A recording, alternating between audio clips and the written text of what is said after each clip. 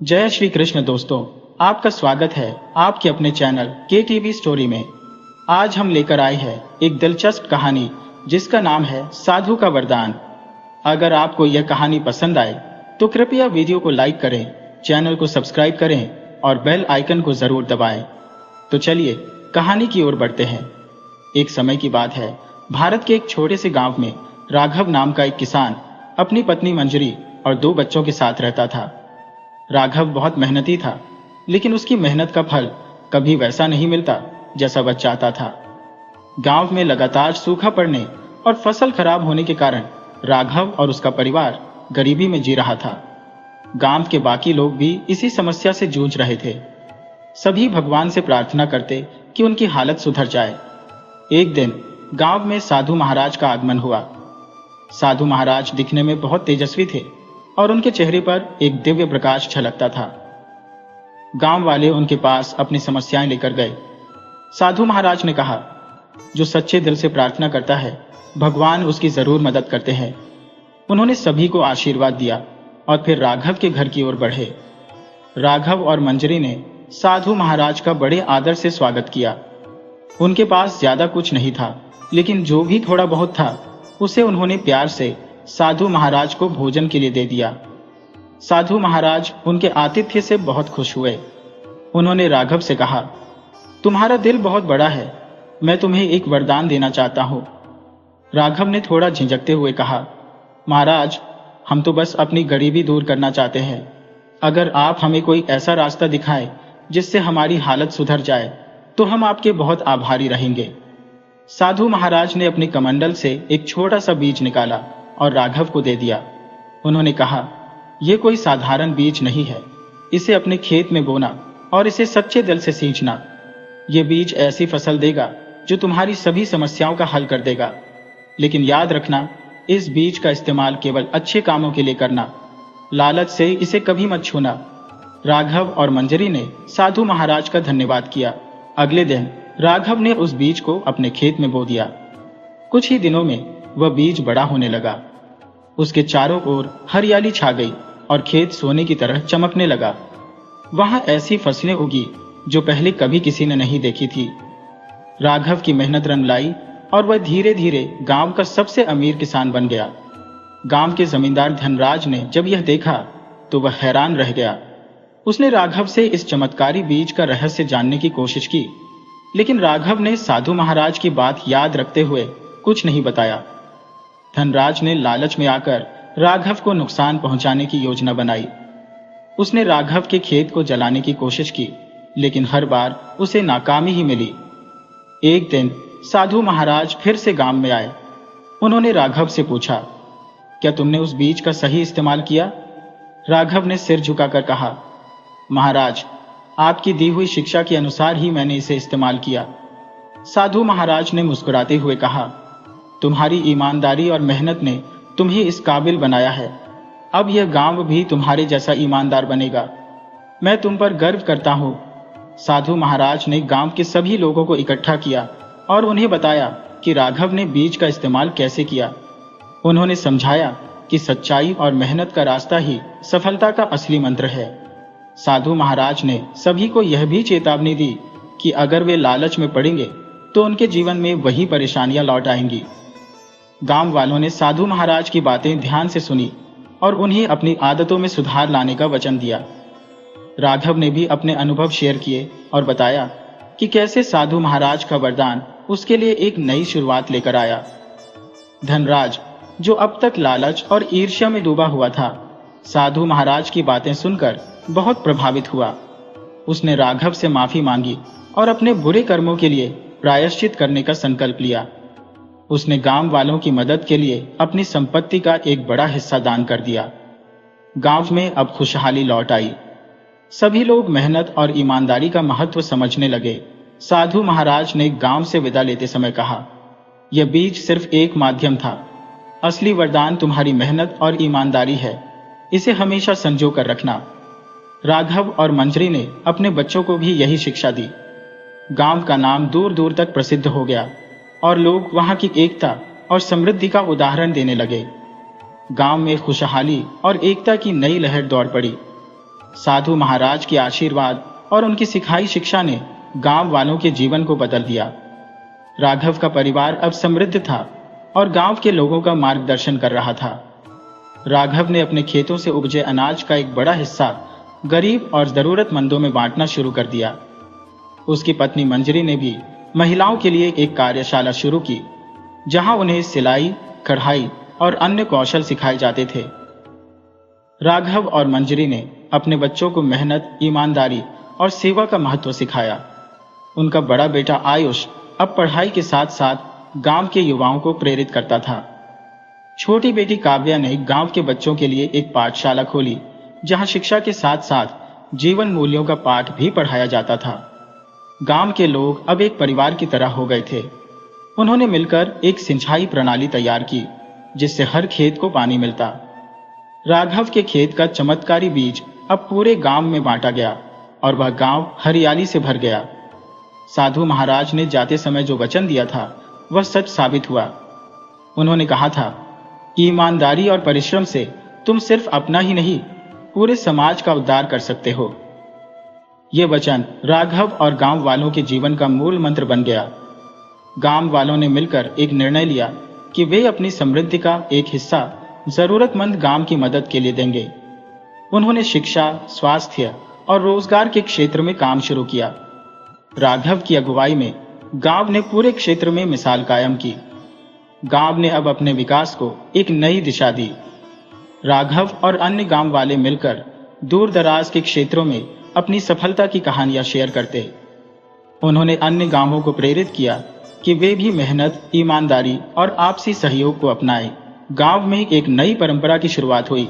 हर साल साधु दिवस मनाया जाने लगा। इस दिन गांव वाले मिलकर उन आदर्शों को याद करते जो साधु महाराज ने सिखाए थे।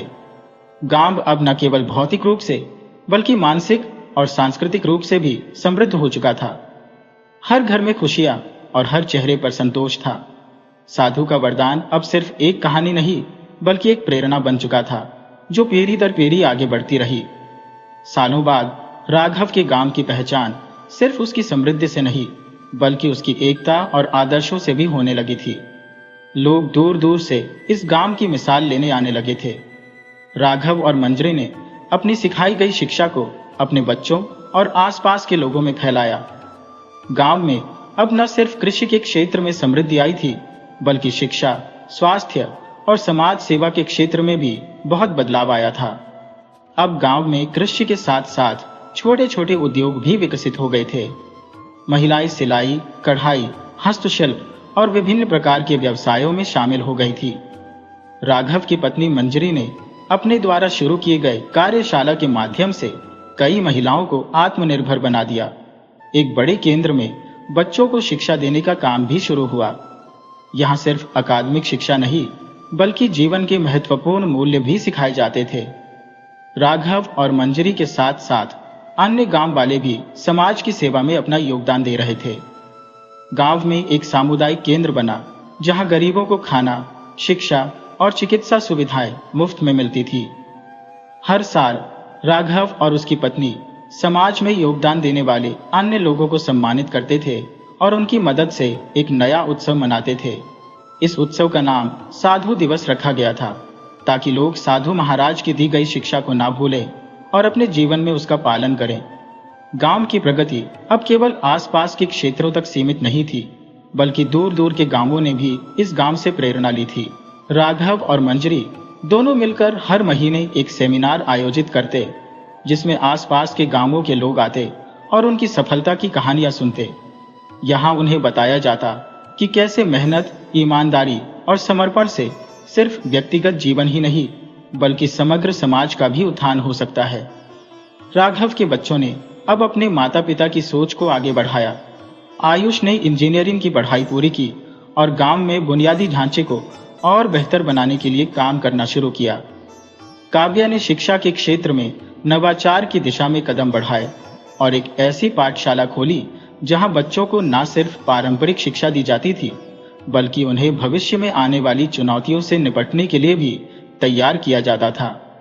साधु महाराज के संदेश ने सिर्फ गांव की भौतिक प्रगति को ही प्रभावित नहीं किया बल्कि वहां की मानसिकता में भी बदलाव लाया। लोग अब केवल धन और संपत्ति के बजाय सत्य, प्रेम और एकता को प्राथमिकता देने लगे थे। प्रत्येक व्यक्ति ने यह समझा कि सच्ची समृद्धि तभी हासिल हो सकती है जब समाज का हर व्यक्ति एक दूसरे के साथ मिलकर काम करे।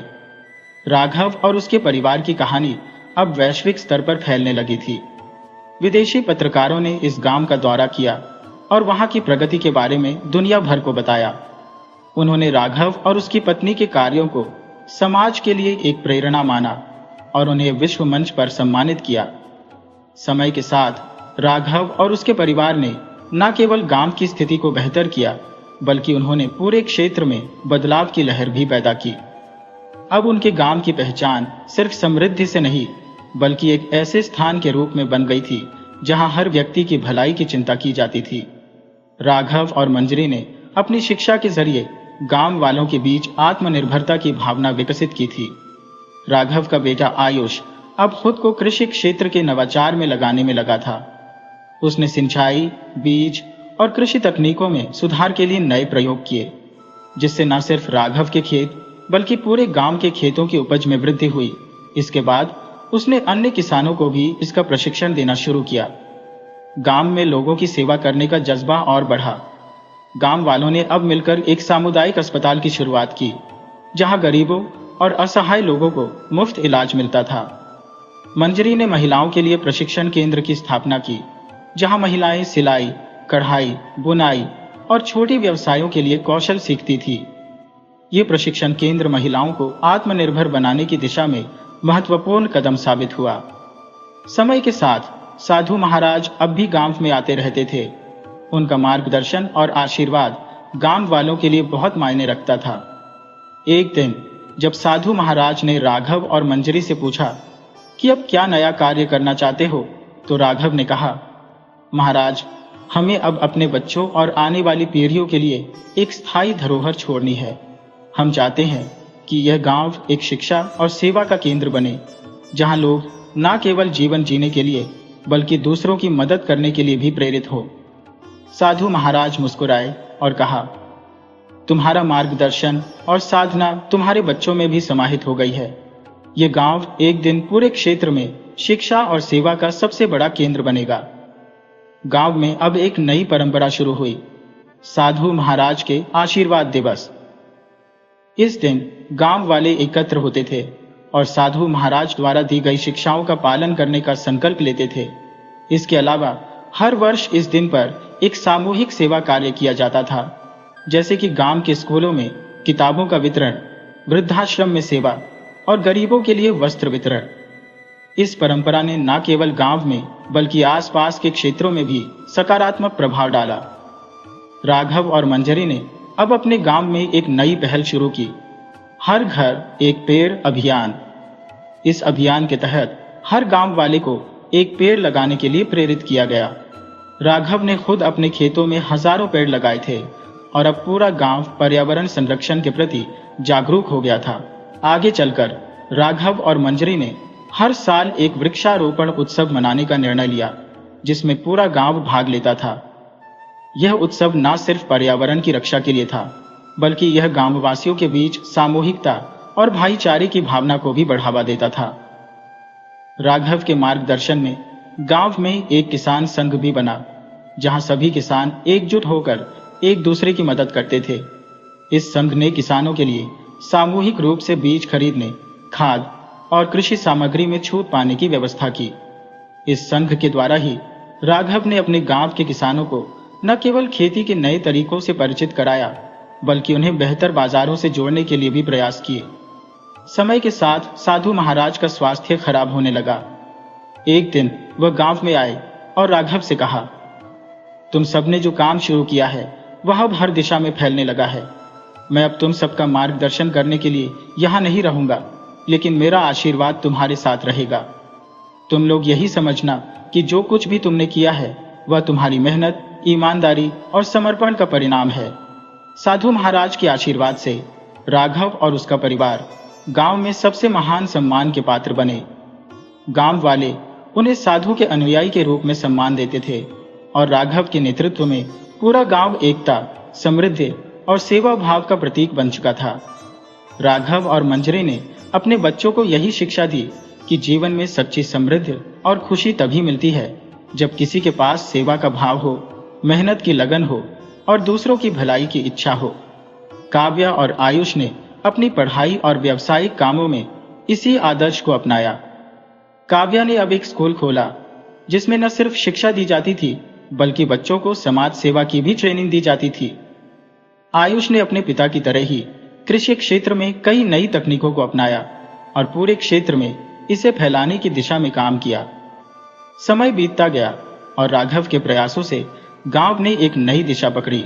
उनके द्वारा स्थापित किए गए संस्थान, सेवाएं और खेती के तरीके अब पूरे जिले में प्रसिद्ध हो गए थे। लोग उनसे प्रेरित होकर अपने गांवों में भी उन्हीं प्रणालियों और विधियों को लागू करने लगे। राघव और मंजरी का नाम अब न केवल उनके गांव में बल्कि पूरे क्षेत्र में आदर्श के रूप में लिया जाने लगा। गांव में शिक्षा, स्वास्थ्य और पर्यावरण के प्रति जागरूकता का स्तर इतना बढ़ चुका था कि कई अन्य गांव भी राघव के द्वारा स्थापित किए गए मॉडल की नकल करने लगे। राघव और मंजरी ने अब अपने परिवार के बच्चों को न केवल अच्छे नागरिक बनाने की दिशा में काम किया बल्कि उन्हें एक जिम्मेदार समाज का हिस्सा बनने के लिए भी तैयार किया। आयुष और काव्या ने जब शिक्षा के क्षेत्र में कदम रखा तो उन्होंने यह सुनिश्चित किया कि हर बच्चे को समान अवसर मिले, खासकर गरीब परिवारों के बच्चों को। उन्होंने गांव में एक निःशुल्क पुस्तकालय की स्थापना की जहां गरीब बच्चे अध्ययन कर सकते थे। इस पुस्तकालय में सभी प्रकार की किताबें रखी गईं ताकि बच्चों का मानसिक विकास हो सके और वे दुनिया में किसी भी चुनौती का सामना कर सके। आयुष ने कृषि में कई नए नवाचार को अपनाया, जैसे कि सूक्ष्म सिंचाई प्रणाली, जैविक खेती और पौधों के लिए प्राकृतिक कीटनाशकों का उपयोग। उनका उद्देश्य था कि खेती में लागत कम हो और उत्पाद की गुणवत्ता में वृद्धि हो। इन प्रयासों के परिणाम स्वरूप गांव के किसान अब पहले से कहीं अधिक समृद्ध थे। इसके अलावा आयुष ने एक कृषि कोऑपरेटिव सोसाइटी बनाई जिससे किसान अपने उत्पाद को बेहतर दामों पर बेच सकते थे। गांव में अब हर घर में एक पेड़ था और यह प्रथा पूरी तरह से स्थापित हो चुकी थी। राघव और मंजरी ने अब हरे भरे गांव की दिशा में काम करना शुरू किया, जिसमें न केवल पेड़ पौधे लगाने की योजना थी बल्कि गांव के जल स्रोतों की सफाई और उनके संरक्षण पर भी जोर दिया गया। काव्या ने इस दिशा में अपनी पूरी ताकत झोंकी। उसने और उसके साथी छात्रों ने मिलकर नदी और तालाबों की सफाई अभियान शुरू किया। इस अभियान ने न केवल पर्यावरण को बचाया बल्कि गांव वालों में जागरूकता भी पैदा की। जल संग्रहण और वर्षा जल संचयन की योजनाओं को लागू करके गांव ने जल संकट से निपटने की दिशा में महत्वपूर्ण कदम उठाए। राघव और उसके परिवार की मेहनत रंग लाई और गांव ने अब अंतर्राष्ट्रीय स्तर पर भी पहचान बनानी शुरू की। उनके द्वारा किए गए कार्यों को कई संगठनों और सरकारों ने सराहा। कई अंतर्राष्ट्रीय संस्थाओं ने उनके प्रयासों को उजागर किया और उनके मॉडल को अपनाने के लिए अन्य देशों को प्रेरित किया। राघव, मंजरी, आयुष और काव्या को कई पुरस्कारों से सम्मानित किया गया। राघव ने हमेशा यही कहा कि सफलता केवल व्यक्तिगत प्रयासों का परिणाम नहीं होती बल्कि यह सामूहिक प्रयासों और एकजुटता का फल है। राघव ने हमेशा अपनी आने वाली पीढ़ी को यह संदेश दिया था कि उनका उद्देश्य केवल अपने परिवार को खुशहाल बनाना नहीं बल्कि पूरे समाज को बेहतर बनाने का होना चाहिए। काव्या और आयुष ने यह संदेश अपने जीवन में उतारते हुए अपने बच्चों को यह सिखाया कि जीवन में सफलता का असली अर्थ तब है जब हम दूसरों की भलाई के लिए काम करते हैं। समय के साथ गांव में राघव और मंजरी का योगदान और भी गहरा होता गया। उनके जीवन के उदाहरण ने न केवल उनके बच्चों को बल्कि समूचे गांव को यह सिखाया कि कठिनाइयां तो आती हैं, लेकिन अगर समर्पण, ईमानदारी और मेहनत से काम किया जाए तो कोई भी चुनौती बड़ी नहीं होती। आयुष और काव्या ने अपने अपने क्षेत्रों में उत्कृष्टता प्राप्त की और समाज में सेवा की भावना को हमेशा बनाए रखा। आयुष ने न केवल कृषि के क्षेत्र में नवाचार किए बल्कि वह हमेशा किसानों को नए तकनीकी समाधान और प्रशिक्षण देने के लिए तैयार रहता था। उसकी तकनीकी कृषि शिक्षा और कार्यशालाएं गांव के बच्चों और युवाओं के लिए एक बहुत बड़ा अवसर बन गई। काव्या ने शिक्षा के क्षेत्र में अनगिनत पहल की, जहां उसने बच्चों को न केवल किताबों से पढ़ाया बल्कि उन्हें जीवन में आचार व्यवहार, नैतिकता और समाज सेवा का भी पाठ पढ़ाया। राघव और मंजरी ने कभी भी अपने जीवन को आराम के लिए नहीं जिया, बल्कि उन्होंने अपनी पूरी मेहनत और शक्ति अपने समाज को बेहतर बनाने में लगा दी। गांव में एकता, समानता, शिक्षा और पर्यावरण की दिशा में जो बदलाव आया, वह केवल एक व्यक्ति की मेहनत का परिणाम नहीं था, बल्कि यह सब मिलकर किए गए सामूहिक प्रयासों का नतीजा था। अब गांव का हर व्यक्ति समझ चुका था कि अगर सभी मिलकर काम करें और आपस में सहयोग करें तो कोई भी चुनौती असंभव नहीं होती। राघव और मंजरी के द्वारा स्थापित किया गया सामाजिक समृद्धि अभियान अब गांव की पहचान बन चुका था। साधु महाराज का वरदान अब पूरे गांव में हर किसी के दिल में बसा हुआ था। उनके आशीर्वाद ने ही गांव वासियों को यह सिखाया था कि असली समृद्धि मेहनत, ईमानदारी और परिश्रम से आती है। साधु महाराज का उपदेश अब गांव वालों के जीवन का हिस्सा बन चुका था। हर साल साधु दिवस पर गांव वाले इकट्ठा होते, साधु महाराज के आशीर्वाद के बारे में चर्चा करते और उनके दिखाए मार्ग पर चलने का संकल्प लेते। राघव और उसकी टीम ने अब न केवल अपने गांव बल्कि आसपास के अन्य गांवों को भी मदद करना शुरू किया। उन्होंने अपनी मेहनत से इन गांवों के किसानों को नए कृषि तरीके, जल प्रबंधन के उपाय और समाज सेवा के विभिन्न पहलुओं पर मार्गदर्शन दिया। इन गांवों ने राघव के मॉडल को अपनाया और धीरे धीरे पूरे क्षेत्र में बदलाव आ गया। यह एक ऐसी प्रेरणा बन गई जिसने पूरे राज्य में नई उम्मीदों और सकारात्मक बदलाव की शुरुआत की। आयुष और काव्या ने अब राघव की पहल को और बढ़ाते हुए गांव के और आसपास के क्षेत्रों में शिक्षा के साथ साथ स्वास्थ्य सेवाओं को भी एक नई दिशा दी। काव्या ने शिक्षा के अलावा महिलाओं के लिए रोजगार के अवसरों पर भी ध्यान दिया। उसने गांव की महिलाओं को सिलाई, कढ़ाई, हस्तशिल्प आदि में प्रशिक्षित किया, जिससे उनका आर्थिक सशक्तिकरण हुआ। आयुष ने जलवायु परिवर्तन के प्रति जागरूकता फैलाने के लिए कई अभियान चलाए और गांव में सौर ऊर्जा परियोजनाओं को शुरू किया, जिससे गांव के बिजली बिलों में कमी आई और पर्यावरण के प्रति जागरूकता बढ़ी। राघव और मंजरी के नेतृत्व में गांव में एकता की भावना दिन ब दिन मजबूत होती गई। हर व्यक्ति ने अपने कर्तव्यों को समझा और समाज की भलाई के लिए काम किया। गांव में अब हर परिवार अपने संसाधनों को शेयर करता था और आपस में सहयोग करके समस्याओं का समाधान निकालता था। अब गांव में हर घर में खुशहाली थी, हर व्यक्ति अपने जीवन में संतुष्ट था और समाज की सेवा करने की भावना हर किसी में समाई हुई थी। राघव और मंजरी का सपना अब पूरा हो चुका था कि उनके गांव का हर व्यक्ति खुशहाल हो, और यह सपना अब और दूर दूर तक फैलने लगा था। राघव और मंजरी की कहानी अब एक प्रेरणा बन चुकी थी और आने वाली पीढ़ियों के लिए एक आदर्श के रूप में स्थापित हो गई थी। राघव और मंजरी की मेहनत ने न केवल अपने गांव बल्कि आसपास के कई गांवों में भी सुधार की एक नई लहर पैदा कर दी थी। उनके द्वारा किए गए सामाजिक कार्यों का असर दूर दूर तक फैलने लगा। समाज में जो एकता और सहयोग का भाव था, उसने हर किसी को अपने कर्तव्यों का एहसास कराया।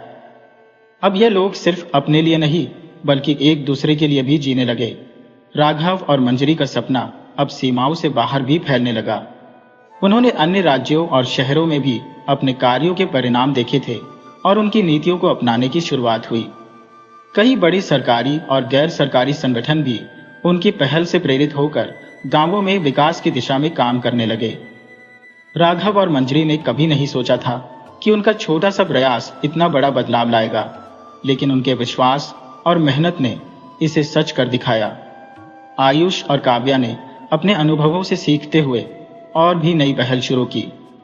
आयुष ने बच्चों के लिए विशेष विज्ञान और गणित के शिविर आयोजित किए, जहां उन्हें वैज्ञानिक सोच और खोज का प्रशिक्षण दिया गया। काव्या ने विशेष रूप से लड़कियों के लिए कौशल प्रशिक्षण कार्यक्रमों की शुरुआत की, ताकि वे आत्मनिर्भर बन सके और समाज में अपनी पहचान बना सके। काव्या ने महिलाओं के लिए एक संगठन भी बनाया, जहां वे छोटे व्यवसाय शुरू कर सकती थी और अपनी आजीविका कमा सकती थी। इस संगठन ने न केवल आर्थिक स्वतंत्रता दी बल्कि आत्मविश्वास और सम्मान भी प्रदान किया। महिलाओं ने सिलाई, कढ़ाई और विभिन्न हस्तशिल्पों में प्रशिक्षण लिया और अपनी कला को बेचा, जिससे उन्हें न केवल आर्थिक लाभ हुआ बल्कि समाज में भी उनका स्थान और सम्मान बढ़ा। राघव और मंजरी ने यह साबित कर दिया था कि जब एक व्यक्ति अपने कर्तव्यों का पालन ईमानदारी और मेहनत से करता है तो वह न केवल खुद को बल्कि पूरे समाज को समृद्ध कर सकता है। आयुष ने गांव में एक नया कृषि मॉडल प्रस्तुत किया जो अधिक सस्टेनेबल और लाभकारी था। उसने आधुनिक तकनीकों और जैविक खेती को मिलाकर एक नया तरीका शुरू किया जो किसानों के लिए फायदेमंद साबित हुआ। धीरे धीरे गांव के सभी किसान इस मॉडल को अपनाने लगे, जिससे उनकी पैदावार बढ़ी और वे आर्थिक रूप से मजबूत हुए। कृषि के साथ साथ गांव में जलवायु संरक्षण पर भी जोर दिया गया। आयुष और काव्या ने साथ मिलकर एक जल प्रबंधन योजना बनाई, जिससे गांव में पानी की बचत होने लगी और जल स्तर भी बढ़ने लगा। समाज का हर वर्ग अब गांव के विकास में भागीदार बन चुका था। बच्चे शिक्षा में उत्कृष्टता हासिल कर रहे थे, युवा रोजगार और कौशल विकास के रास्ते पर चल रहे थे, महिलाएं सशक्त हो रही थी और बुजुर्गों के अनुभव का उपयोग समाज के हर पहलू में किया जा रहा था। राघव और मंजरी ने साबित कर दिया था कि अगर समाज के हर सदस्य को समान अवसर दिए जाए तो समाज का विकास संभव है। अब गांव में कोई भी भेदभाव नहीं था और हर किसी को समान अधिकार और अवसर मिले थे।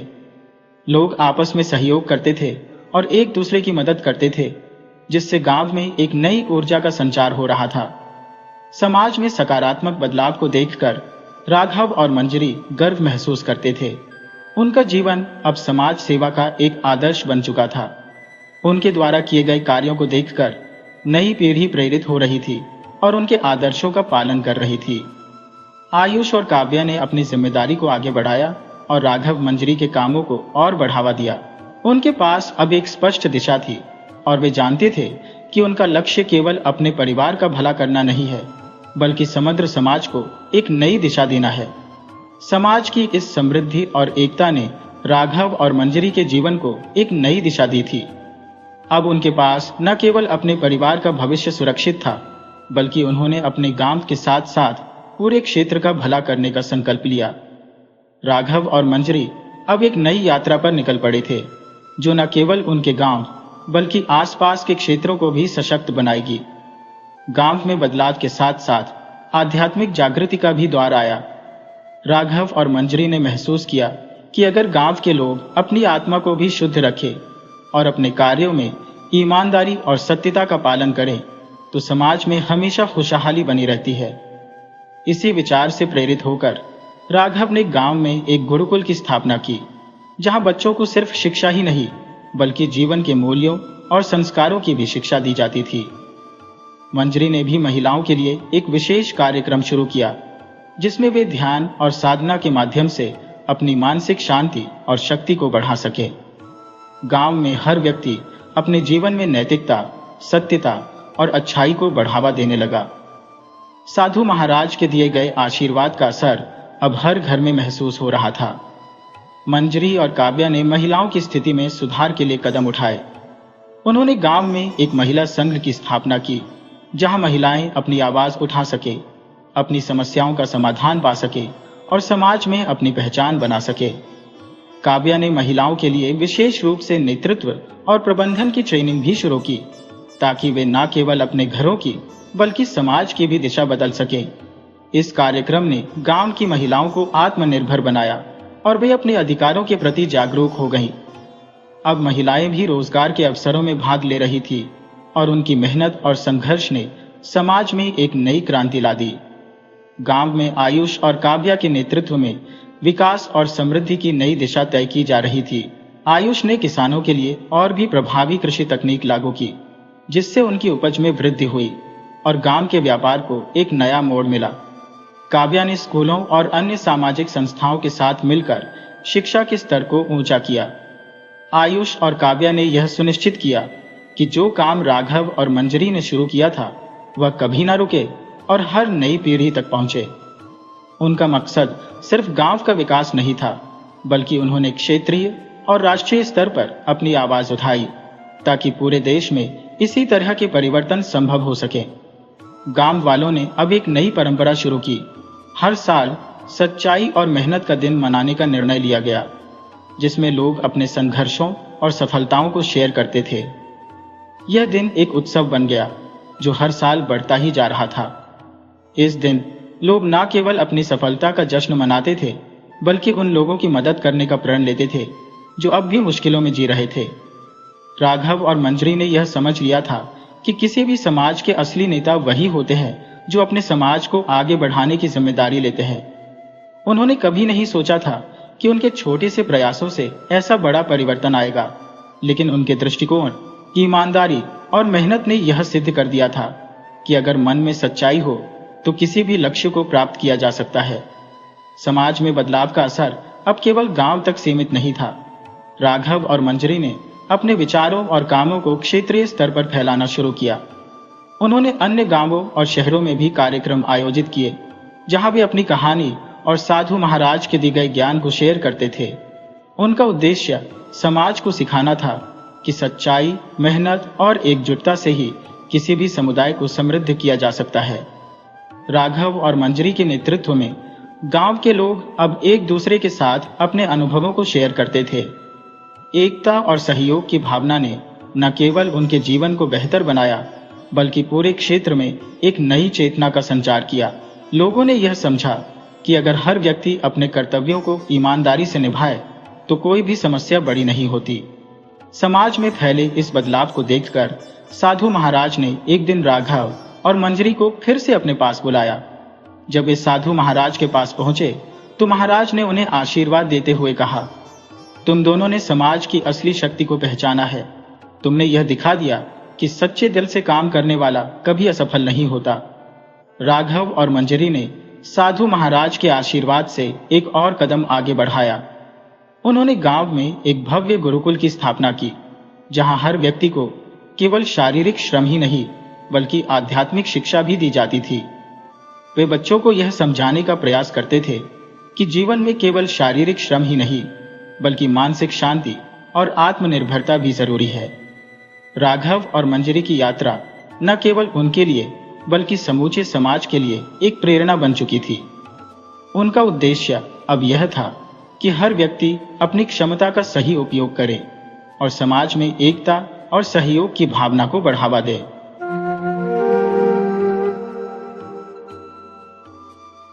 जय श्री कृष्ण मित्रों, आपका स्वागत है अपने चैनल केटीवी स्टोरी में। आज हम लेकर आए हैं एक चतुर बुढ़िया की कहानी।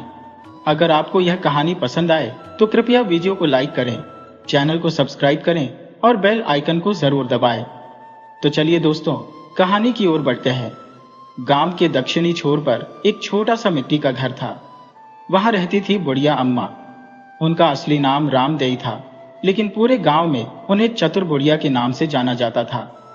उनकी उम्र लगभग 70 साल थी, पर उनकी आंखों में एक अलग चमक और दिमाग में अनोखी चतुराई थी। अम्मा के पास खेती-बाड़ी का कोई साधन नहीं था। उनकी गुजर बसर गांव वालों के दिए अनाज और अपनी बुद्धिमत्ता से हल की गई समस्याओं पर निर्भर थी। चाहे किसी का खोया हुआ बैल ढूंढना हो या खेत की सिंचाई का तरीका निकालना हो, अम्मा हर बात में माहिर थी। गांव वाले उनके पास अपनी समस्याएं लेकर आते थे। एक दिन गांव का बनिया रामलाल उनके पास आया। उसने कहा, अम्मा, मेरे पैसे गुम हो गए हैं। मैंने उन्हें संदूक में रखा था, पर अब वह नहीं मिल रहे। अम्मा ने मुस्कुराते हुए कहा, रामलाल, चिंता मत कर, मुझे बस थोड़ी जानकारी चाहिए। क्या कोई संदूक के पास गया था? रामलाल ने सिर खुजलाते हुए कहा, हाँ, कल मेरा नौकर वहां सफाई कर रहा था। अम्मा ने नौकर को बुलाया और बड़ी चालाकी से उससे सवाल पूछे। कुछ देर बाद नौकर ने अपना अपराध स्वीकार कर लिया। अम्मा ने पैसे वापस दिलवा दिए और रामलाल को समझाया कि संदूक में ताला लगाकर रखना चाहिए। एक दिन गांव के पास के जंगल में डाकुओं का डर फैल गया। डाकू हर दूसरे तीसरे दिन गांव में आकर लूटपाट करने लगे। गांव वाले परेशान हो गए और उन्होंने पंचायत बुलाई। सभी ने तय किया कि अम्मा से मदद ली जाए। अम्मा ने गांव वालों को समझाया, डाकुओं को ताकत से नहीं, चालाकी से हराना होगा। उन्होंने एक योजना बनाई और गांव वालों को अपने अपने काम सौंप दिए। अम्मा ने कहा, डाकुओं को बेवकूफ बनाकर हराना ही सबसे अच्छा उपाय होगा। उन्होंने योजना बनाई कि गांव की सारी कीमती चीजें एक गुप्त स्थान पर छुपा दी जाएंगी। अम्मा ने गांव के सबसे बड़े कुएं का इस्तेमाल करने की सोची। उन्होंने कहा, इस कुएं के अंदर एक छुपा हुआ तहखाना है। हम सारी कीमती चीजें वहीं रखेंगे। डाकुओं को हम यह बताएंगे कि गांव के सभी लोग गरीब हैं और यहाँ कुछ भी लूटने लायक नहीं है। गांव वालों ने अम्मा की बात मानी। सभी कीमती सामानों को कुएं के तहखाने में छुपा दिया गया और घरों को बिल्कुल खाली दिखाया गया। अगली रात डाकुओं का सरदार अपने साथियों के साथ गांव में आया। जैसे ही उन्होंने देखा कि गांव के घरों में कुछ भी नहीं है, उन्होंने गुस्से में गांव वालों को बुलाया। सरदार ने चिल्लाते हुए कहा, यह कैसे हो सकता है? इस गांव में कोई कीमती सामान क्यों नहीं है? अम्मा ने आगे बढ़कर कहा, सरदार, हमारा गांव बहुत गरीब है, यहाँ कुछ भी नहीं है। अगर कुछ चाहिए तो आप हमारे पास बैठिए और खाना खाइए। डाकू सरदार ने सोचा कि यह औरत चालाक है, लेकिन वह उसकी बातों में आ गया। अम्मा ने डाकुओं को खाने में ऐसा नशीला पदार्थ मिलाकर दिया कि सब गहरी नींद में चले गए। रात भर गांव वालों ने डाकुओं के हथियार छुपा दिए और उन्हें रस्सियों से बांध दिया। सुबह होते ही गांव वाले खुशी से झूम उठे। अम्मा की इस योजना से गांव को डाकुओं से मुक्ति मिल गई। डाकुओं की हार के बाद अम्मा का नाम पूरे क्षेत्र में फैल गया। लोग दूर दूर से अपनी समस्याएं लेकर आने लगे। पर कहानी यहाँ खत्म नहीं होती। अम्मा के सामने अब एक नई चुनौती थी। पास के गांव का मुखिया अपनी जमीन पर जबरदस्ती कब्जा कर रहा था। पास के गांव का मुखिया हरिया बड़ा चालाक और लालची था। उसने पड़ोसी गांव की जमीन पर कब्जा करने की ठान ली। उसने सोचा कि गांव वाले सीधे साधे हैं और उनकी मदद के लिए कोई नहीं आएगा। हरिया ने अपने आदमियों को भेजकर गांव के किसानों को धमकाया। उन्होंने कहा, यह जमीन अब मुखिया की है। अगर तुम सब इसे छोड़कर नहीं गए तो अंजाम बुरा होगा। किसान डर गए और उन्होंने अम्मा के पास जाकर मदद मांगी। अम्मा ने उनकी बात ध्यान से सुनी और कहा, डरो मत, हमें चालाकी से काम लेना होगा। हरिया के पास ताकत है, पर हमारे पास बुद्धि है। अम्मा ने किसानों को 2 हिस्सों में बांट दिया। पहले समूह को उन्होंने पास के जंगल से सूखी लकड़ियां और सूखी घास इकट्ठा करने को कहा। दूसरे समूह को गांव के बच्चों और महिलाओं को साथ लेकर खेतों में बड़े बड़े गड्ढे खोदने का काम सौंपा। अम्मा ने समझाया, हम गड्ढों को सूखी घास और लकड़ियों से ढक देंगे। जब मुखिया के आदमी आएंगे तो उन्हें इन गड्ढों में फंसाकर उनकी ताकत खत्म करेंगे। अगले दिन मुखिया के आदमी गांव में घुसे। जैसे ही उन्होंने खेतों में कदम रखा, वे गड्ढों में गिरने लगे। कुछ ही देर में पूरा गांव चिल्ला चिल्ला कर हंसने लगा। अम्मा ने मुखिया के आदमियों को चेतावनी दी, अगर तुमने फिर से गांव की तरफ देखा तो अगली बार तुम्हें और बड़ी सजा मिलेगी। मुखिया को यह खबर मिली तो वह शर्मिंदा हुआ और उसने गांव वालों से माफी मांगी। हर बार की तरह अम्मा ने गांव की रक्षा की, लेकिन एक दिन गांव में एक नया संकट आ गया। पास के जंगल से एक बाघ ने गांव में हमला करना शुरू कर दिया। क्या अम्मा इस बार भी अपनी चतुराई से गांव को बचा पाएंगी? जंगल से आए बाघ ने गांव में डर का माहौल बना दिया। वह रात में जानवरों को उठा ले जाता और दिन में कहीं छुपा रहता। गांव वालों ने अम्मा से मदद की गुहार लगाई। अम्मा ने कुछ देर सोचा और कहा, बाघ ताकतवर है, लेकिन हम अपनी चतुराई से उसे हरा सकते हैं। हमें उसकी आदतों को समझना होगा। उन्होंने गांव के सबसे साहसी युवकों को बाघ के पदचिन्हों का पीछा करने और उसकी दिनचर्या जानने को कहा। कुछ दिनों की मेहनत के बाद युवकों ने बताया कि बाघ एक पुरानी खंडहर के पास दिन में आराम करता है। अम्मा ने गांव के लोहार को बुलाया और मजबूत लोहे का पिंजरा बनाने का आदेश दिया। उन्होंने गांव के सभी बच्चों और महिलाओं को एकत्र किया और समझाया, हम बाघ को इस पिंजरे में फंसाएंगे, लेकिन हमें सावधानी बरतनी होगी। बाघ को पकड़ने के बाद अम्मा ने पास के राजा को संदेश भेजा। राजा ने बाघ को जंगल में छोड़ने के लिए अपने सिपाही भेजे और अम्मा की तारीफ करते हुए उन्हें पुरस्कार दिया। गांव वालों ने एक बड़ा आयोजन किया और अम्मा को विशेष सम्मान दिया। बाघ के आतंक के बाद गांव में शांति लौट आई। अब अम्मा ने एक और महत्वपूर्ण समस्या पर ध्यान दिया। गांव में बच्चों की शिक्षा के लिए कोई व्यवस्था नहीं थी। अम्मा ने गांव वालों को समझाया, शिक्षा ही सबसे बड़ी ताकत है। उन्होंने गांव के बुजुर्गों और युवकों को मिलाकर एक पाठशाला शुरू की। अम्मा ने अपने अनुभवों और कहानियों के माध्यम से बच्चों को ज्ञान देना शुरू किया। उन्होंने बच्चों को न केवल पढ़ाई बल्कि जीवन की चतुराई भी सिखाई। गांव के लोग भी इसमें शामिल हुए और धीरे धीरे गांव में एक नई जागरूकता आई। गांव के हर घर में अब अम्मा की कहानियां सुनाई जाने लगी। उनके चतुराई भरे किस्से लोगों को प्रेरित करते रहे। अब गांव में शांति लौट आई। अम्मा ने देखा कि गांव के बच्चे दिन भर यूं ही खेलते रहते हैं। उन्होंने सोचा कि गांव में शिक्षा का प्रचार प्रसार करना जरूरी है। अम्मा ने गांव के बड़े बरगद के पेड़ के नीचे एक पाठशाला शुरू की। उन्होंने बच्चों को पढ़ाई के साथ साथ जीवन की चतुराई भी सिखाई। उनकी कहानियों से बच्चे न केवल शिक्षित हुए बल्कि व्यावहारिक ज्ञान भी प्राप्त करने लगे। धीरे धीरे गांव में जागरूकता बढ़ी। लोग अम्मा को सिर्फ चतुराई में ही नहीं बल्कि एक मार्गदर्शक के रूप में भी देखने लगे।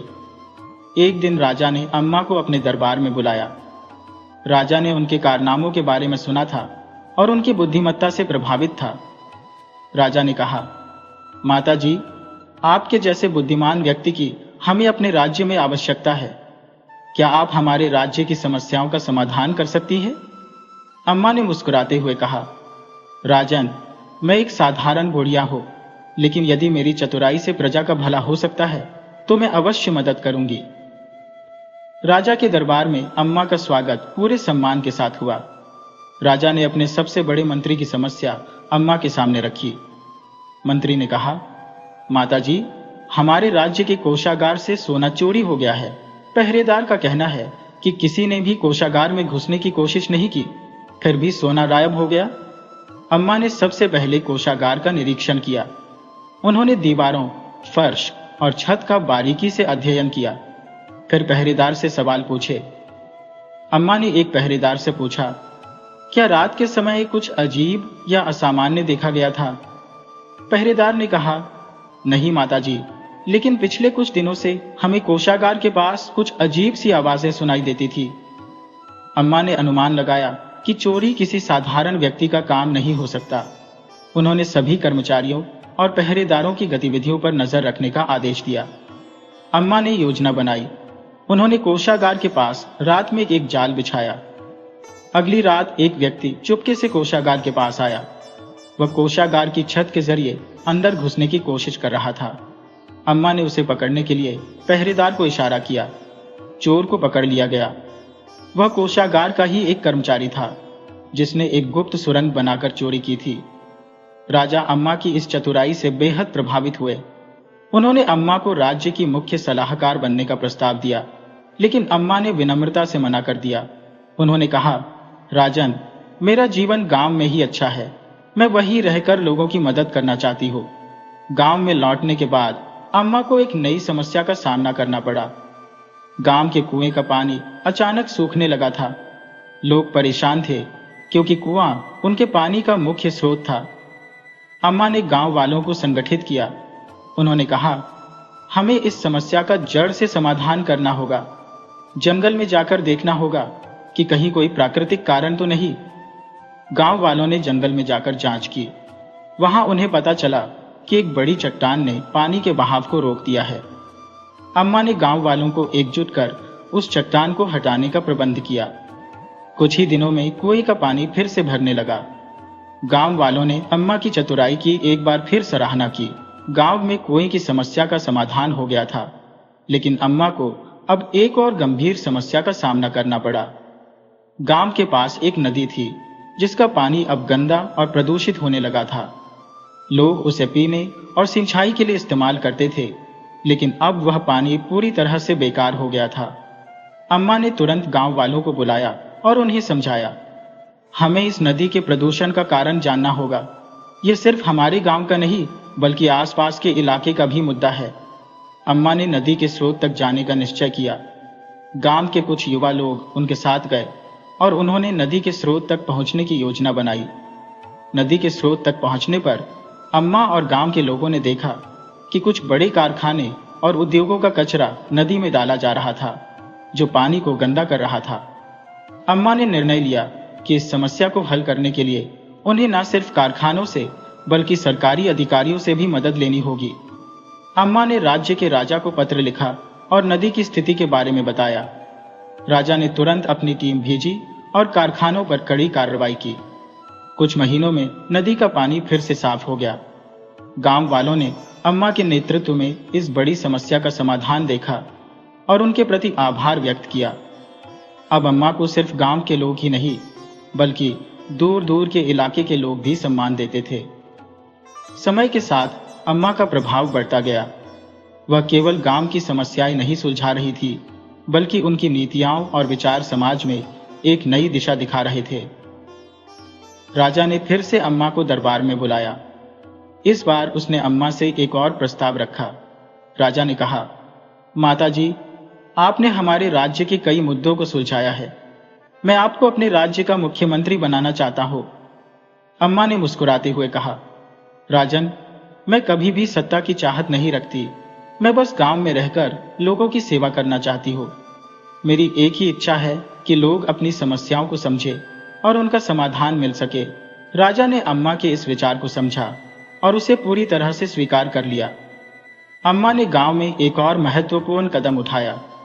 उन्होंने गांव में एक और विद्यालय की स्थापना की, जहां बच्चों को शिक्षा के साथ साथ जीवन की सच्ची समझ भी दी जाती थी।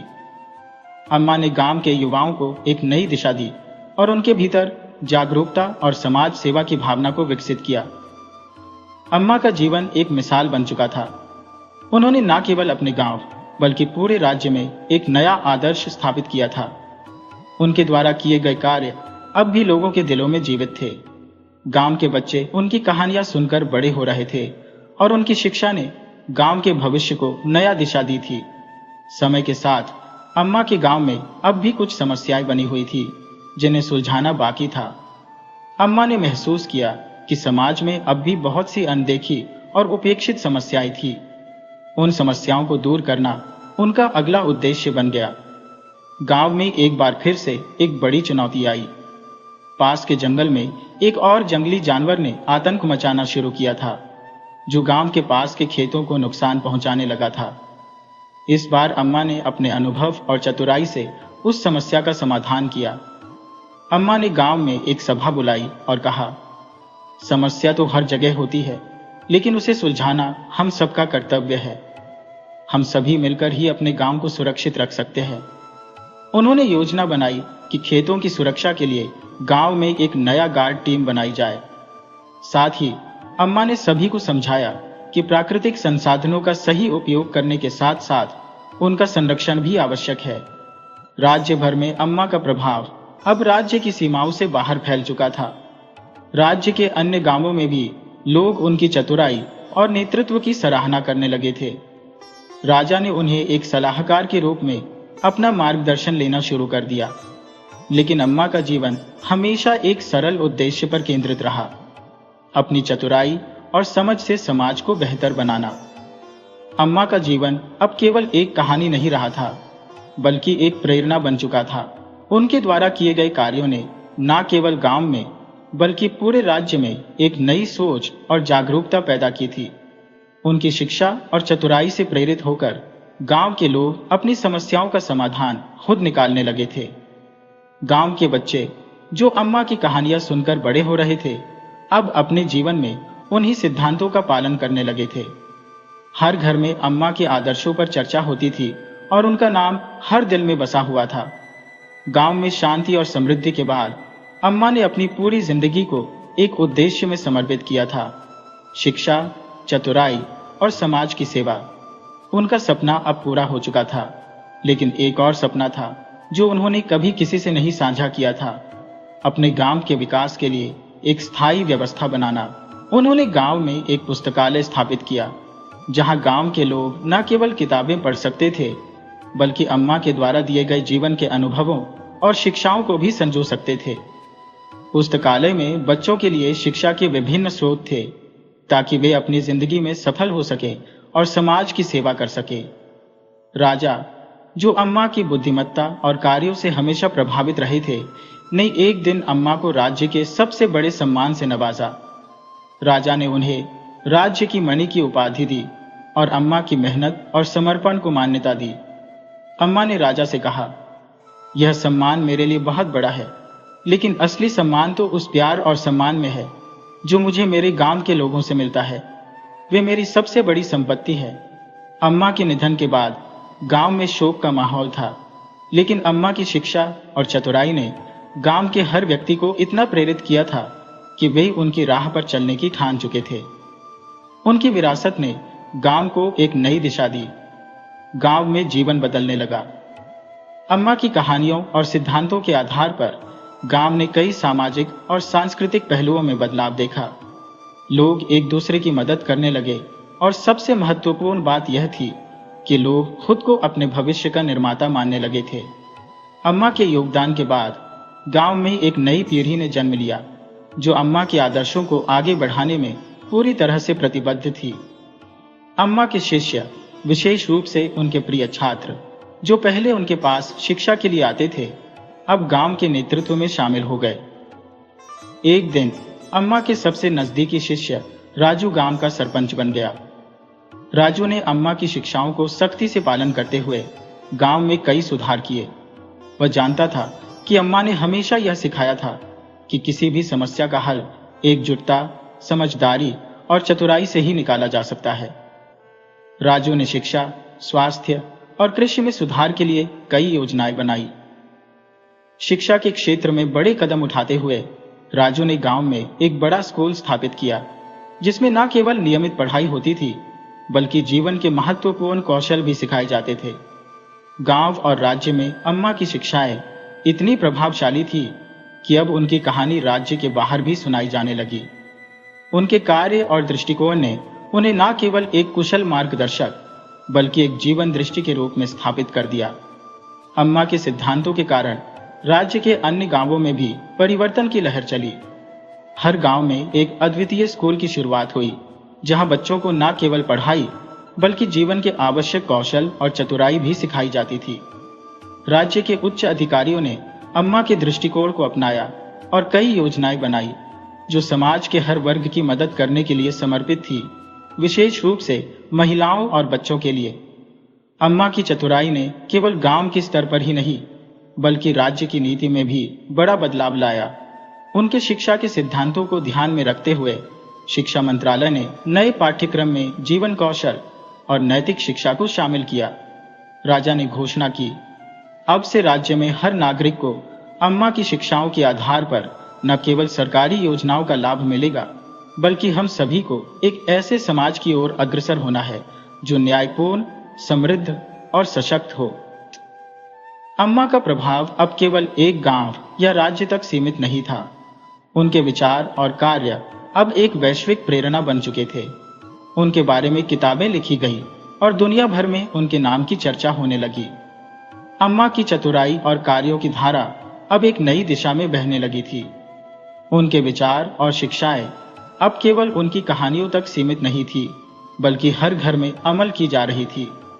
उनके उपदेशों ने गांव और राज्य की जड़ें मजबूत कर दी थी और समाज में एक नया उत्साह और समर्पण पैदा किया था।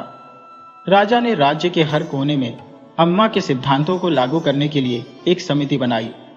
उनके द्वारा शुरू किए गए शिक्षा, स्वास्थ्य और समाज सुधार योजनाएं अब पूरे राज्य में लागू हो रही थी। हर वर्ग को बराबरी का अधिकार मिल रहा था और अम्मा की दृष्टि से समाज का हर सदस्य महत्वपूर्ण था। गांव में अब अम्मा की विरासत का सम्मान हर साल एक मेले के रूप में मनाया जाता था। इस मेले में अम्मा की शिक्षाओं पर आधारित नाटक, कविताएं और समारोह होते थे। बच्चे अम्मा के आदर्शों पर निबंध लिखते थे और हर व्यक्ति की जिंदगी में बदलाव लाने के लिए प्रेरित होते थे। अम्मा का योगदान इतना प्रभावशाली था कि राज्य की नीतियां और योजनाएं अब उन्हीं सिद्धांतों पर आधारित थी जो अम्मा ने अपने जीवन में उतारे थे। उनका जीवन न केवल एक साधारण बुढ़िया का जीवन था बल्कि एक उदाहरण था कि कैसे साधारण लोग असाधारण बदलाव ला सकते हैं। राजा ने एक बार राज्य की सभा में अम्मा के बारे में कहा, जो कुछ भी आज हम देख रहे हैं वह अम्मा की दूरदृष्टि और साधारण जीवन के सिद्धांतों की वजह से संभव हुआ है। उनके योगदान ने हमारे समाज को सशक्त किया और उसे नैतिकता की राह पर चलने के लिए प्रेरित किया। अम्मा के उपदेशों से राज्य में सशक्त महिलाएं और जागरूक नागरिक उभरे। उनके प्रभाव ने आने वाली पीढ़ियों को एक नया दृष्टिकोण और दिशा दी। अम्मा की मृत्यु के बाद उनके योगदान और चतुराई की कहानियां धीरे धीरे जन जन तक पहुंचने लगी। लोग अब भी उनकी शिक्षाओं को याद करते थे और हर अवसर पर उनके आदर्शों को जीने की कोशिश करते थे। वह गांव और राज्य जहां अम्मा ने अपना जीवन बिताया था, अब एक नए दृष्टिकोण से देखे जाने लगे। लोग अम्मा की तरह चतुर, समझदार और समाज के प्रति जिम्मेदार बनने का प्रयास करते थे। अम्मा की विरासत अब केवल एक गांव तक सीमित नहीं थी, बल्कि पूरे राज्य में फैल चुकी थी।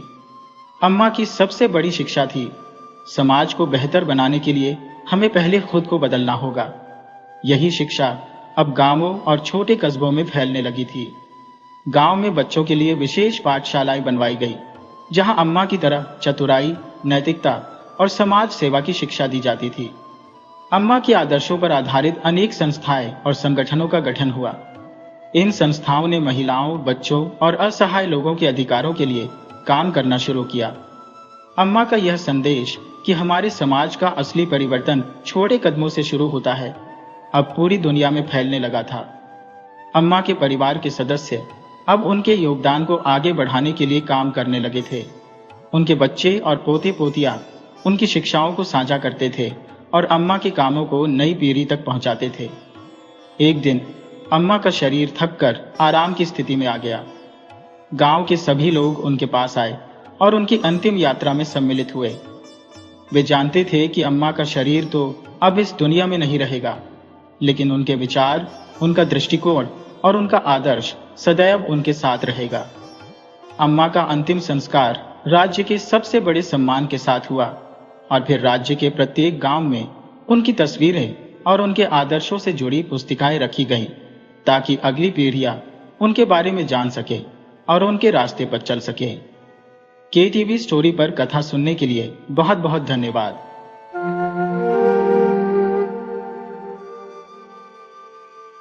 इस घर की ओर हर नौजवान की आंखें उठती हैं। घर के अंदर चारदीवारी है और उसके बाद है पटरी, फिर सड़क है जिसे रोहतक रोड के नाम से जाना जाता है। अगर दिल्ली बस सर्विस की भाषा में कहें तो इसका नाम है रूट नंबर 27। 27 नंबर की बस यहीं से गुजरती है और विमला के घर के ठीक सामने तो नहीं, बाईं ओर कुछ हटकर बस स्टॉप है। बस स्टॉप पर बहुत चहल पहल रहती है। वहां खड़े होने वाले लोग और नौजवान उस सामने वाले घर को आसानी से देख सकते हैं। यह मकान विमला का है, यानी विमला इसमें रहती है। वैसे बाहर खंभे पर उसके बाप दीवानचंद के नाम की तख्ती लटक रही है। विमला की तरफ सभी की आंखें हैं, खास तौर से उन नौजवानों और युवक दुकानदारों की जो वहीं आसपास रहते हैं। विमला गर्ल्स पब्लिक कॉलेज में पढ़ने जाती है। देखने में सुंदर है और उसकी उम्र यही करीब 20 साल की है। जब वह घर के पास बस स्टॉप पर उतरती है तो उसके साथ नौजवानों का एक हुजूम भी उतरता है, पर वह किसी की परवाह नहीं करती और सीधी अपने घर में चली जाती है। उसके वापस आने का वक्त करीब 2 बजे होता है। उस वक्त बस स्टॉप के पास सामने की दुकानों के नौजवान मालिक भी जमा हो जाते हैं। सब आंखें विमला को देखती है, उसका पीछा करती है, पर वह अपने में मग्न सड़क पार कर जाती है। लोगों का कहना है कि उसने कभी नजर उठाकर किसी को नहीं देखा। एक दिन बस से उतरते हुए उसकी सारी चप्पल में उलझ गई थी और झटके से सब किताबें और कापियां बिखर गई थी। इंतजार में खड़े नौजवानों ने फौरन एक एक किताब उठाकर उसके हाथों में थमा दी थी और उसकी नजरों से कुछ पाने की तमन्ना की थी। खास तौर से एक नौजवान ने बड़ी सज्जनता से आगे बढ़कर पूछा था, आपके चोट तो नहीं आई? जी नहीं, विमला ने बहुत शालीनता से कहा था और अपनी किताबें लेकर चली गई थी। दूसरे दिन वही नौजवान खास तौर से विमला के सामने पढ़ने के लिए 1 बजे से बस स्टॉप पर खड़ा था।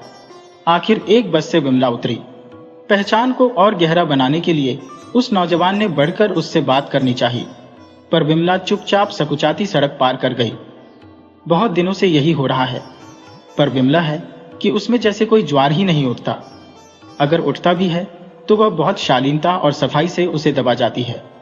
किसी ने भी उसे अनजान आदमियों के साथ आते हुए नहीं देखा, बात करते हुए नहीं देखा। विमला का बाप बहुत पैसे वाला भी नहीं, वह किसी प्राइवेट फर्म में काम करता है और अपने घर का भार उठाए उम्र काटता जा रहा है। हाँ, विमला को यह एहसास हर वक्त रहता है कि उसका बाप है और वह बहुत समझदार व मेहनती आदमी है। अपने बाप के संघर्ष को वह जानती है। घर की खस्ता हालत भी उससे छिपी नहीं है, पर वह यह भी जानती है कि बाप के रहते उसे कोई दुख नहीं हो सकता। पढ़ाई खत्म करने के बाद वह कहीं नौकरी करेगी, छोटे भाइयों को पढ़ाएगी और अगर कोई अच्छा सा नौजवान मिल गया तो बाद में उससे शादी कर लेगी। इस पहले मकान के आसपास रहने वाले सभी लोगों की यह पक्की राय है कि विमला एक निहायत और सुसंस्कृत लड़की है। उसकी जबानों पर सिर्फ उसकी तारीफ है। विमला के बाप दीवानचंद का कहना है कि वे सिर्फ विमला की पढ़ाई खत्म होने का इंतजार कर रहे हैं। जिस दिन उसने BA पास किया, वे किसी बहुत अच्छे नौजवान से उसकी शादी कर देंगे। अगर विमला कहीं खुद शादी करना चाहती है तो भी उन्हें कोई इनकार ना होगा। शर्त एक ही है कि लड़का अच्छे घराने का और अच्छी नौकरी या कारोबार में लगा हुआ होना चाहिए। विमला के घर की तरह शायद हजारों घर है और उसकी तरह की लाखों लड़कियां भी है, उतनी ही सुंदर, सुशील और समझदार।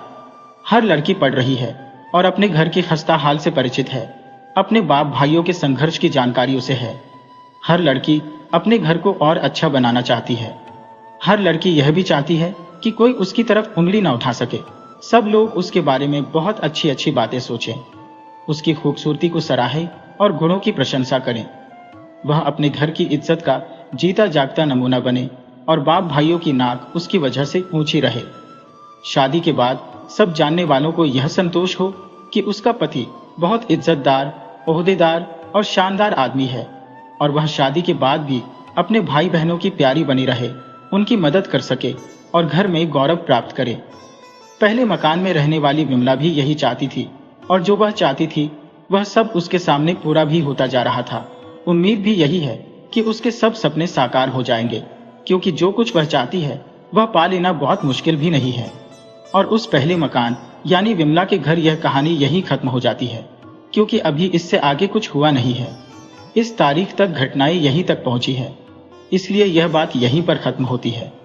परमात्मा करे सबको विमला जैसी सुशील और समझदार लड़की मिले और किसी की नाक नीची न हो, क्योंकि दुनिया यही चाहती है।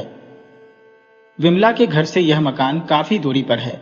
यूं देखने पर विमला और कुंती का कोई संबंध भी नहीं है, पर न जाने क्यों उसमें विमला की झलक सी दिखाई पड़ती है। विमला कुंती को नहीं जानती और न कुंती उसे। यह भी जरूरी नहीं है कि जो लोग विमला को जानते हैं वे कुंती को जानते ही हो। बहुत से ऐसे लोग हैं जो कुंती को कतई नहीं जानते। इत्तफाक की बात यह है कि कुंती का मकान भी इसी सड़क पर है। मकान क्या, एक कमरा कह लीजिए। कई साल पहले पूरा मकान लाल का हाथ तंग होता गया और मकान के कमरे किराए पर चढ़ते गए। उनके मकान के फाटक पर भी पहले उनके नाम की तख्ती रहती थी, पर फिर उस पर बाकी किराएदारों के नामों की तख्तियां लटक गई और मकान में हिस्सेदारी के अनुपात का सम्मान करते हुए फाटक पर औरों का हक हो गया। मनोहर लाल की तख्ती वहां से उठकर कमरे की दीवार पर चली गई। जिस वक्त वह तख्ती कमरे की दीवार पर पहुंची, उस वक्त मनोहर लाल की हालत बहुत खस्ता थी। नौकरी करने के बावजूद खर्चे का पूरा नहीं पड़ता था, कर्जा भी सिर पर चढ़ता जा रहा था। कुंती से बड़ा एक लड़का था तो जरूर, पर वह शादी के बाद अलग हो गया था। उसने सभी संबंध तोड़ लिए थे। घर से उसका कोई वास्ता नहीं रह गया था। अब घर के 5 बच्चों में सबसे बड़ी कुंती ही है। एक छोटी बहन और 3 भाई और है। एक दिन दिल का दौरा पड़ने से मनोहर लाल की मौत हो गई। उस वक्त कुंती इंटर में पढ़ रही थी। मनोहर लाल के मरने के बाद घर की देखभाल और खर्चे का पूरा भार कुंती पर ही आ गया था। दीवार पर लगी हुई तख्ती उतारकर अपनी पुरानी चीजों वाले बक्से में आदर से रखती गई थी, क्योंकि जब जब कुंती बाहर से आती थी वह तख्ती देखकर उसकी आंखें भर आती थी। मरने से पहले मनोहर लाल को यही संतोष था कि कुंती जैसी सुशील समझदार लड़की कम से कम इस जमाने में मिलना बहुत मुश्किल थी। वे यही सोचते थे कि कुंती के BA पास करते ही उसकी शादी किसी बहुत अच्छे नौजवान से कर देंगे। ऐसे नौजवान से जिसका खानदान भी ऊंचा हो और जो खुद ऊंची जगह पर हो। अगर कुंती चाहेगी तो वे उसकी पसंद के लड़के के लिए तैयार हो जाएंगे, क्योंकि उन्हें सिर्फ कुंती की खुशी चाहिए थी। बहरहाल उन्होंने न जाने क्या क्या सोचा होगा और कुंती ने क्या क्या मन में तय किया होगा। जहां से हम उसे जानते हैं वहां से सिर्फ इतना ही बता सकते हैं कि वह इस वक्त एक नर्सरी स्कूल में मास्टरनी है, जहां से उसे 100 रुपये तनख्वाह के रूप में मिलते हैं, जिससे छोटे भाई बहनों की पढ़ाई का पूरा खर्चा भी नहीं निकलता। नर्सरी स्कूल से लौटने पर वह किसी जगह ट्यूशन के लिए भी जाती है। वह संघर्षों के बीच से गुजर रही है और अपने घर की इज्जत को बचाए रखने का भरसक प्रयास कर रही है। जैसे जैसे वह सारा सामान मुहैया करती है, चींटी की तरह हर वक्त चुपचाप काम और प्रयास में लगी रहती है। उसी के घर के पास एक सर्राफे की दुकान है और खराद का काम करने वाले सरदार का कारखाना। असल में वह खराद का कारखाना भी उसी सर्राफे का है। उसमें काम करने वाला सरदार उसका नौकर है। उस कारखाने में तमाम पुरानी चीजें भरी हुई है। अंट संट तरीके से बोरे भरे हुए हैं जिनमें पुराना सामान है। सर्राफे की यह दुकान गरीबों को बहुत सहारा देती है। पिछले 5 बरस से कुंती अपनी परिस्थितियों से लड़ती आ रही है, लेकिन कैसे, यह शायद किसी को नहीं मालूम। बलवंत राय सर्राफ की दुकान में शीशे की अलमारियां है जिनमें चांदी कांसे का जेवर सजा हुआ है। एक सेफ दीवार में घड़ी हुई है जिसमें उसके कहने के मुताबिक सोने का सामान और कीमती पत्थर मोती वगैरह बंद है। बलवंत राय है तो सर्राफ पर उसके कितने कारोबार है इसका ठीक ठीक पता किसी को नहीं है। पुराना सामान भी खरीदता है और नए का व्यापार भी करता है। वह नए से नए फैशन के कपड़े पहनता है, पर पेट ज्यादा निकला होने के कारण हर कपड़ा उसके ऊपर बहुत बेडौल लगता है। वह लोगों की मुसीबत परेशानी में काम आता है। इस दूसरे मकान यानी कुंती के घर से बस स्टॉप जरा दूर पर है। वहां से वह पैदल घर तक आती है। कुंती की उम्र भी करीब 20-22 साल है और देखने में वह भी बहुत सुंदर और सुडौल है। बलवंत राय की दुकान और खराद के कारखाने के सामने से वह रोज गुजरती है। बलवंत राय उसे रोज देखता है, बल्कि वह इसीलिए खाना खाने देर से जाता है कि जरा एक नजर कुंती को देखे। लेकिन थियरी सी जान पहचान के बावजूद कुंती न तो उधर देखती ही है न उसका ख्याल ही करती है। बलवंत राय और कुंती की जान पहचान सिर्फ एक दुकानदार और ग्राहक की जान पहचान की तरह है। एक बार जब उसे पैसों की बहुत सख्त जरूरत पड़ी थी तो वह मां की सोने की माला बेचने के लिए दबे पांव उसकी दुकान तक पहुंची थी। बलवंत राय ने एक कुशल दुकानदार की अतिरिक्त सज्जनता और नम्रता की तरफ ध्यान देने की कोई जरूरत उसने नहीं समझी थी। माला खरीद लेने के बाद बलवंत राय उस एक दिन की जान पहचान को और गहरा बनाने के लिए हर तरह की कोशिशों में लगा हुआ था। कुंती के लौटने के समय वह उंगलियों में कीमती मोतियों की 4 अंगूठियां पहनकर दुकान के बाहर पटरी पर खड़ा होता था। कुंती हमेशा उसी पटरी से सिर झुकाए गुजर जाती थी। कुछ ही दिन बाद कुंती फिर शाम के धुंधलके में उसकी दुकान पर आई थी और मां की पुरानी कीमती साड़ी की सीने के काम वाली किनारी और पल्लों के फटे हुए टुकड़े बेच गई थी। जान पहचान फिर भी वहीं रुकी हुई थी। बलवंत राय की दुकान और कारखाने में कुंती के घर की बहुत सी चीजें पहुंच चुकी थी। कुछ पुराने भारी भारी बर्तनों की खराद चढ़ाकर और नया बनाकर वह बेच भी चुका था। गिलट और पीतल के गुलदस्ते भी वह खरीद चुका था, पर जो वह चाहता था वह नहीं हुआ था।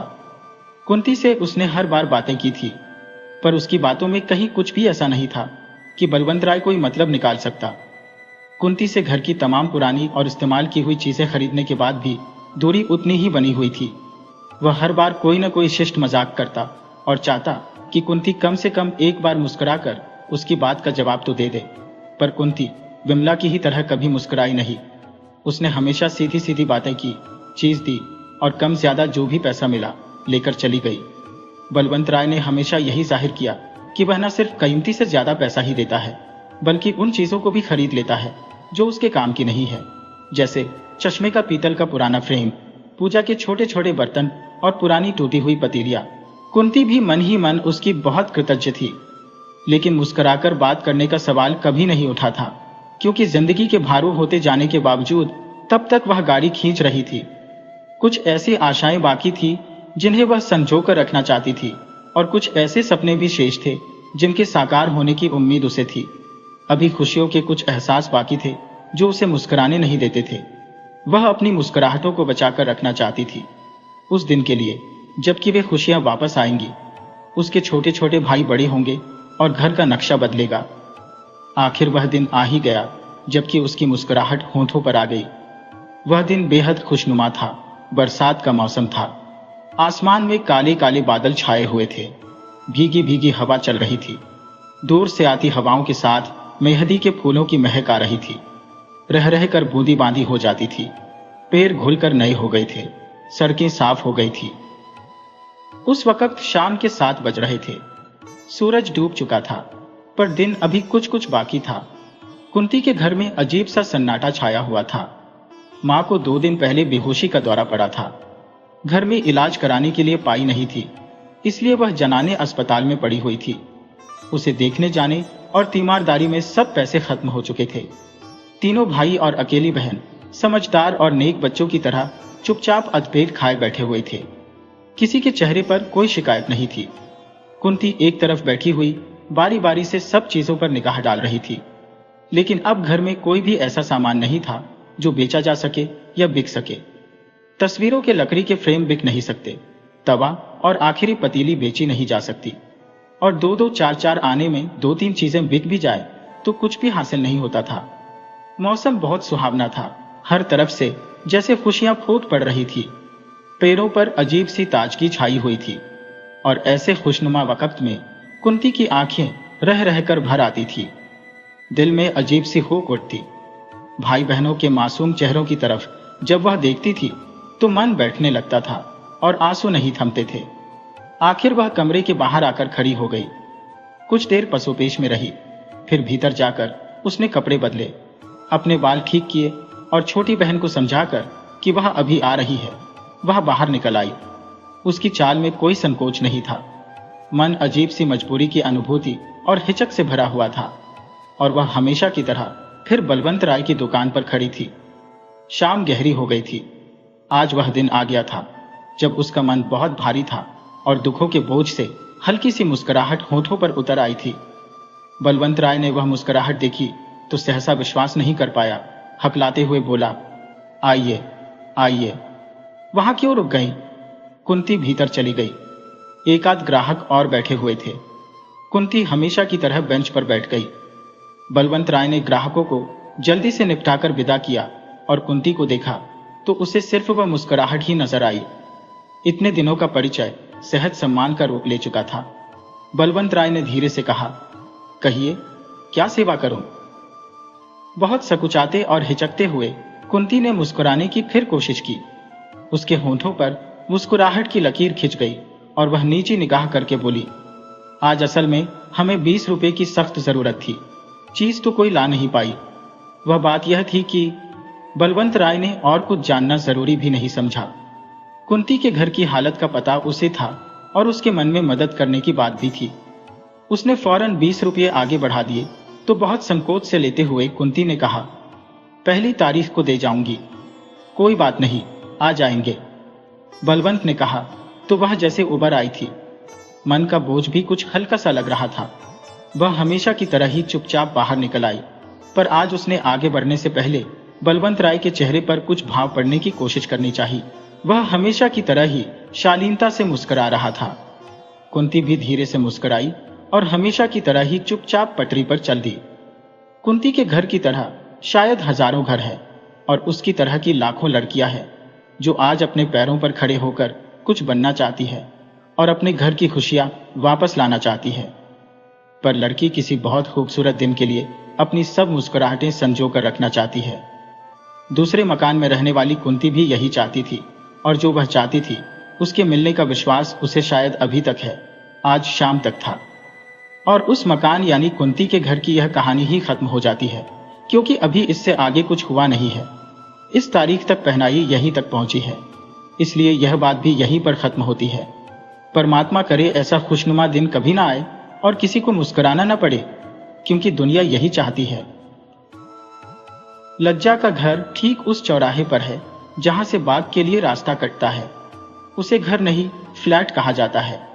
विकला या कुंती से लज्जावती का कोई संबंध नहीं है, फिर भी एक संबंध सा दिखाई पड़ता है। उन दोनों को यह भी नहीं पता कि जहां से बाग के लिए रास्ता कटता है वहां कोई ऐसा शानदार फ्लैट भी है और वहां लज्जा नाम की कोई लड़की रहती है। लज्जा भी कुंती और विमला की तरह खूबसूरत है, लेकिन उसके रहन सहन ने उसे कुछ ज्यादा ही खूबसूरत बना रखा है। उसके घर में रहने वाली और लोगों के कपड़ों, जूतों और बालों में चमक तो है, पर चेहरों पर धन की ललाई नहीं है। ऐसा लगता है जैसे इन लोगों के दिन फिर गए हैं और ये एकाएक मालदार हो गए हैं। लज्जा को जब भी लोगों ने देखा है मुस्कुराते हुए ही देखा है। अपनी कोई कार उसके पास नहीं है, पर वह हमेशा या तो किसी कार से जाती है या टैक्सी से। ठीक तो मालूम नहीं, पर सुना यही है कि वह किसी बड़े होटल में रिसेप्शनिस्ट है। कभी कभी होटल का सामान लाने ले जाने वाला वैशन भी उसे काफी रात गए घर छोड़ जाता है। लज्जा को यह संतोष है कि आखिर उसने संघर्ष में हार नहीं मानी और उन दिनों को उसने जीत लिया जो बहुत ही दुखदाई और कष्टप्रद रहे हैं। किसी तरह वह परेशानियों के उस जंजाल से उबर आई है जो आए दिन उसे घेरे रहती थी। अपने पिछले 4-5 वर्षों के जीवन पर जब वह निगाह डालती है तो उसे लगता है जैसे वह एक भयंकर जंगल से बाहर आ गई है और अब तमाम रास्ते सामने खुले पड़े हैं। लोग उसे बहुत शक की निगाहों से देखते हैं। उसके फ्लैट के नीचे रहने वाला ब्रोकर बड़े मजे ले लेकर उसकी कहानियां सुनाता है। एक रात तो यह लड़की 2 बजे आई, बड़ी आलीशान गाड़ी थी, और यही भाईजान सीढ़ियों वाली जगह में उस आदमी ने इसे प्यार किया और गाड़ी लेकर चला गया। ये यहीं बाहर खड़ी बहुत देर तक जाती हुई गाड़ी को देखती रही, फिर लड़खड़ाती हुई ऊपर चली गई। बहुत देर तक इसने घंटी बजाई, तब दरवाजा खुला और रास्ते में ही इस लड़की ने चीखना चिल्लाना शुरू कर दिया। बहुत डांट लगाई घर वालों को कि घंटे घंटे भर घंटी बजानी पड़ती है। घर में सभी लोग थे पर किसी ने छू तक न की। कितनी तनख्वाह मिलती होगी इसे? एक ने ब्रोकर से पूछा था तो उसने रस लेते हुए कहा था, अरे उसे पैसे की क्या कमी, कार से नीचे तो पैर नहीं रखती। बड़ी लंबी लंबी दोस्तियां हैं उसकी। लज्जा को लेकर सब लोग बात करते हैं और अजीबोगरीब किस्से सुनाते हैं, बेहद मजेदार और गंदे किस्से। पर लज्जा इन सब से बेफिक्र है, न वह परवाह करती है। उसके रहन सहन का ऐसा सिक्का सब पर जमा हुआ है कि उसके आने जाने के वक्त वे निगाहें लपेट जाते हैं। लज्जा के होठों की मुस्कुराहट में एक अजीब सा जादू है, वह जादू जिसका एहसास अभी बिमला को अपनी जिंदगी में नहीं हुआ है। लज्जा के शरीर में मोहक कमनीयता है और चाल में एक बनावटी खम है। हर रोज वह बालों का स्टाइल बदलती है और अंदाज में भी बदलाव नजर आता है। लगता है कि वह बहुत तेजी से किसी रास्ते पर बढ़ती चली जा रही है। वह रास्ता खुला हुआ है। वह इतनी तेज रफ्तार से भागती चली जा रही है कि कोई आवाज उस तक नहीं पहुंचती। वह खुद किसी आवाज को सुनने की स्थिति में नहीं है। पास पड़ोस में रहने वाले अपनी लड़कियों के लिए खास तौर से चिंतित हैं। लज्जा के साथ वाले फ्लैट में तो कोई गृहस्थ ज्यादा दिन तक रुक ही नहीं सका। उनकी बीवियों ने वहां उनका रहना मुहाल कर दिया। इसीलिए अब उसमें चिट फंड वालों का दफ्तर खुल दिया है जो दिन भर अपना व्यापार करते हैं और शाम को वहीं से बियर पीकर घूमने के लिए निकल जाते हैं। उन्हें भी लज्जा की मुस्कुराने वाली आदत से परेशानी होती है और वे वहीं बैठे बैठे सुबह वाली मुस्कुराहट के बारे में कयास करते रहते हैं। आखिर उनकी बात यही टूटती है कि लज्जा कम से कम उनकी पहुंच के बाहर की चीज है। वे लज्जा को चीज ही कहते हैं। लज्जा के घर में सब खुश है, उन्हें किसी चीज की दिक्कत नहीं है। मामूली और खास सभी तरह के आराम उन्हें प्राप्त है, लेकिन वे सब लोग चोरों की तरह वहां रहते हैं। उसके घर का कोई आदमी नीचे बाजार से सौदा नहीं खरीदता और न वहां के लोगों से रब्त जब्त ही रखता है। वे सब जैसे अकेले अकेले रहते हैं। खास तौर से लज्जा की माँ जब कभी वारजे पर दिखाई पड़ती है तो एक आध निगाहें फौरन यह बताने लगती है कि यही है उस लड़की की माँ।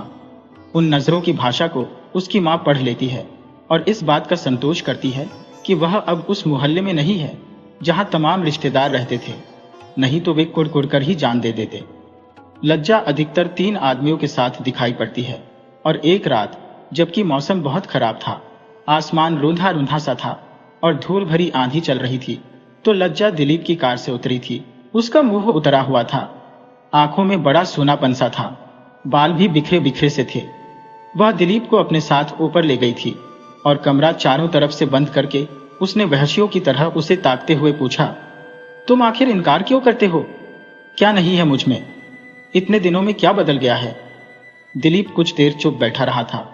लज्जा ने उसे फिर कुरेदा था तो उसने कहा, मैं जो कह चुका हूं उसे ही दोहरा सकता हूं। लेकिन क्यों? लज्जा अस्त व्यस्त सी हो गई थी और दिलीप के कंधे से उसने अपना सिर टिका दिया था। दिलीप ने एक बार बहुत गहरी नजरों से उसे ताका था, जैसे वह जोर लगाकर अपना निश्चय बदलने की कोशिश कर रहा हो। लज्जा सीध बैठ गई थी और खामोश निगाहों से अपना उत्तर मान रही थी। इस बात को उठाना ही बेकार है लज्जा, इस पर बहस नहीं की जा सकती। दिलीप ने बहुत सोचकर कहा था, शादी का सवाल नहीं उठता। कमरे में बड़ी मनहूस खामोशी छा गई थी और कुछ देर बाद दिलीप उठकर चला गया था। लज्जा उसे नीचे छोड़ने नहीं आई थी। लज्जा के फ्लैट की तरह हजारों फ्लैट हैं और उसकी तरह की हजारों लड़कियां भी हैं, उतनी ही सुंदर, कोमल और हर वक्त मुस्कुराने वाली। हर लड़की अपने हाल से परिचित है और अपनी जिंदगी बदलना चाहती है। हर लड़की यही चाहती है कि यह लोग उसे चाहें, लेकिन उनमें कोई एक ऐसा हो जो सिर्फ उसे चाह सके, ताकि उसे यह संतोष हो कि वह जिंदगी में हारी बाजी जीत गई है। तीसरे मकान में रहने वाली लज्जा भी यही चाहती है, और जो वह चाहती है उस ओर जाने वाला रास्ता पहले ही कट चुका है। और उस तीसरे मकान यानी लज्जा के घर की कहानी यही खत्म होती है, क्योंकि अभी इससे आगे कुछ हुआ नहीं है। इस तारीख तक घटनाएं यहीं तक पहुंची है, इसलिए यह बात भी यहीं पर खत्म होती है। परमात्मा करे लज्जा जैसी खूबसूरत और दिल रखने वाली लड़कियों को ऐसे रास्ते पर न जाना पड़े जिससे फिर लौटा न जा सके, क्योंकि दुनिया यही चाहती है।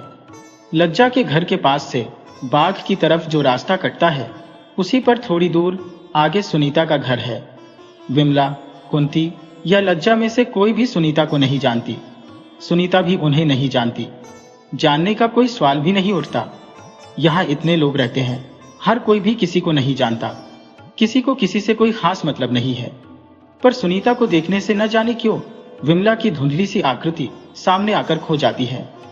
सुनीता अपनी एक नौकरानी के साथ उस घर में रहती है। पहले तो उसे मकान मिलने में ही बड़ी मुश्किल हुई, क्योंकि किसी आदमी के न होने के कारण मकान मिल ही नहीं रहा था। बमुश्किल तमाम उसे यह घर मिला है, और वह बहुत घुटी घुटी उजरी उजरी सी रहती है। उम्र उसकी ज्यादा नहीं, यही विमला से थोड़ी बड़ी या शायद लज्जा की उम्र की होगी, पर जैसे अकेलेपन के घेरे ने उसे बिल्कुल बदल दिया है। पहले वह किसी अच्छी नौकरी पर थी, पर अब उसने नर्सिंग की ट्रेनिंग ले ली है और एक नर्सिंग होम में काम करती है। वह नर्सिंग होम यहाँ से बहुत दूर नहीं है। एक तो नर्स का पेशा, ऊपर से चारों तरफ मरा हुआ वीरानापन, अंगुली की अंगूठी तक उतार कर रख देनी पड़ी है। और वह अंगूठी जो वह पहनना चाहती थी, वह तो अभी अंगुली में आने का सवाल ही नहीं उठा। आधी जिंदगी तक आते जाते जैसे सब रिक्त हो गया है। उसे उन सब की याद है जो कभी उसके साथ थे। अब उनकी धरोहर के रूप में सिर्फ वे तस्वीरें हैं जो सुनीता ने अपने एल्बम में लगा रखी है। उसके पास ऐसी कोई तस्वीर नहीं जिसे वह फ्रेम में लगाकर रेडियो के ऊपर रखे, कुर्सी में आराम से बैठकर रेडियो सुने और उस तस्वीर से बात करे, क्योंकि सभी तस्वीरें एक ही आवाज में बोलती हैं, और तब तो वे आवाजें भी बहुत पीछे छूट गई हैं। वह बाजार से एक दिन एक खूबसूरत सी जापानी गुड़िया खरीद लाई थी, वही उसने रेडियो पर रख ली है। अब अकेलापन बहुत सताता है तो वह उसे ताकती रहती है। वह यहाँ न आ पाती तो शायद उसका जी सकना भी मुश्किल हो जाता। पिछली जिंदगी अधमरे सांप की तरह पलटे खाती है। उसे लगता है कि अब जिंदगी का पूरा अरसा कोई एक जगह गुजार ही नहीं सकता। दुनिया में कोई ऐसी जगह नहीं है जहां अपनी ही जिंदगी से कटकर रहा जा सके, पर हर जगह कुछ ही दिनों में बदबू देने लगती है और रहना मुहाल हो जाता है। यही उसके साथ भी हुआ है। वह चाहती है कि पिछली जिंदगी किसी तरह पीछा छोड़ दे तो बाकी दिन वह चैन से रह ले, लेकिन वह चैन उसे कहीं नहीं मिलता। बड़े बड़े लिफाफों में बहुत सी दास्तानें बंद है और अलमारी में लगी किताबों में बहुत सी ऐसी लाइनें बंद हैं जिन्होंने उसे गुमराह किया है। अब न किताबें पढ़ने को जी करता है और न उन लिफाफों को खोलने का मन होता है। मरीजों की सेवा करने के बाद भी तो राहत नहीं मिलती। उसे सबसे ज्यादा अगर किसी का ख्याल आता है तो विनय का, पर उसके ख्याल से भी कुछ नहीं होता। सब जगह से हारकर उसने विनय मोहन से ही कहा था और वह तैयार भी हो गया था। तब सुनीता ने एक राहत की सांस ली थी। कुछ दिनों में उमंगें फिर जैसे पनपने लगी थी और लगता था कि बीती हुई जिंदगी बीत गई। जो बीतने पर भी साथ चल रही थी वह छूट गई, पर विनय मोहन से जुड़ने के बाद वह फिर लौट आई थी। 3 साल भी साथ चल सकना मुमकिन नहीं हुआ था। भरेपन के बावजूद हर दिन एक ऐसा क्षण आता था जिसमें पछतावा होता था। खुश हो लेने पर भी कोई बात कचोटती थी और यही लगता था कि वह भी चलेगा नहीं। रात बाहों में सोने पर भी जैसे अनजाने ही करवटें बदल जाती है, वैसे ही रह रहकर सब कुछ छूट जाता था, सब बदल जाता था। यही लगता था कि साथ रहने और सहारे की यह जरूरत भर क्यों है। जिंदगी की यह जरूरत कोई मजबूरी क्यों नहीं बन जाती, एक बेबसी क्यों नहीं बन जाती। हर दिन उसी तरह और हर रात उसी तरह गुजरती है। आखिर विनय ने तलाक ले ली थी और अब सुनीता के पास कोई नहीं आता, वह किसी को बुलाती ही नहीं। नर्सिंग होम का कंपाउंडर कभी आता है तो नौकरानी से बात करता है, डॉक्टर साहब का संदेशा दी जाता है और चला जाता है। वह कभी कोई खूबसूरत सी बिल्ली ले आती है या कोई कुत्ता पाल लेती है, फिर उन्हें भगा देती है। और कभी कभी कमरे के सब पर्दे खोलकर वह सोचती है कि ऐसा क्या किया जाए जिससे यह सारा माहौल बिखर जाए। एक दिन तो उसके मन में आया था कि धर्म ही बदल कर देखे, शायद तब कुछ बदले, लेकिन उससे भी कुछ होता नहीं दिखाई पड़ता। यह सब का सब एक मजाक भर बनकर रह गया है। सुबह सुबह डबला रोटी वाला आता है तो सुनीता से ही बात करता है। नौकरानी चाहे जितना कहे, पर वह सुनीता से बात किए बगैर नहीं जाता। सुनीता भी उसका मन रख लेती है, क्योंकि उसके चेहरे पर अजीब सी निरीहता है और वह लंगड़ा है। एक टांग से साइकिल चलाता हुआ वह आता है और बाहर वाले चबूतरे पर पैर रगड़ते हुए साइकिल रोकता है। पीछे बंधे बक्से के कारण उसकी साइकिल हमेशा डगमगाती रहती है, पर वह गिरता नहीं। आज सुबह भी डबल रोटी देने आया तो सुनीता को ही निकलकर लेनी पड़ी। नौकरानी चाय की पत्ती खरीदने गई थी। वह लंगड़ा डबल रोटी वाला मुस्कुरा मुस्कुरा कर सुनीता से बातें करता रहा। आखिर सुनीता ने ही बात तोड़ दी और वह सामने वाली चाय की गुमटी पर बिस्किट वगैरह देने चला गया। नौकरानी आई तो उसने शिकायत की, बीबी जी, ये लंगड़ा बड़ा ऐबी है। क्यों, क्या हुआ? सुनीता ने यूं ही पूछा लिया ताकि उसे तसल्ली हो जाए। बढ़ावा पाकर नौकरानी बोली, मैं चाय की पत्ती के लिए घुमटी पर पहुंची तो वह लंगड़ा आपको लेकर मजाक कर रहा था। कह रहा था? क्या कह रहा था? सुनीता ने बड़ी सरलता से पूछा। अरे, बड़ी बुरी बात कह रहा था। नौकरानी की आंखें चौड़ी हो गई थी और वह चाय वाला भी मजाक कर रहा था। वह लंगड़ा कह रहा था कि डॉक्टरनी पर तो अपना दिल, आपके लिए ही कह रहा था। सुनकर सुनीता हंस पड़ी। नौकरानी रसोई में चली गई तो सुनीता ने शीशा सामने रखकर अपने को एक बार देखा, फिर बाल खोलते हुए सोचने लगी, एक लंगड़ा आदमी, डबल रोटी और मजाक के सिवा और है ही क्या जिंदगी में। कुछ देर बाद वह तैयार होकर नर्सिंग होम की तरफ चली गई। सुनीता के घर की तरह हजारों घर है और उसकी तरह हजारों लड़कियां, उतनी ही सुंदर, समझदार और बिल्कुल अकेली। हर लड़की को अपना हाल पता है।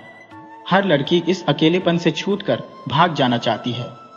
चौथे मकान में रहने वाली सुनीता भी यही चाहती थी, और जो वह चाहती है वह पूरा होकर भी पूरा नहीं होता। और उस चौथे मकान यानी सुनीता के घर की यह कहानी यही खत्म हो जाती है, क्योंकि इससे आगे अभी कुछ हुआ नहीं है। इस तारीख तक घटनाएं यहीं तक पहुंची है, इसलिए यह बात यहीं पर खत्म होती है। परमात्मा करे यह लंगड़ी जिंदगी किसी को ना मिले और यह मजाक किसी को ना सहनी पड़े, क्योंकि दुनिया यही चाहती है।